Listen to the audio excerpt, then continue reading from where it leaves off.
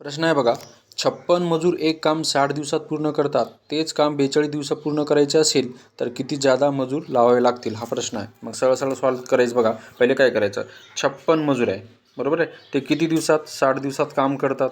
आणि बघा आता हे दिवस आहे आणि हे काय असणार आहे, मजूर असणार आहे. ठीक आहे, आता करायचं काय, तर आता जो मजूर आहे, मजूरच्या खाली मजूर लिहायचं 42 आहे. आपल्याला काय काढायचं आहे की किती जादा मजूर कामाला घ्यावे लागेल, हा इथं आपल्याला काढायचं आहे. ठीक आहे, याला आपण सरळ सरळ सॉल्व करूया. तर बघा साईन 7 42 होतात बरोबर आहे, परत साईन 8 48 बरोबर आहे.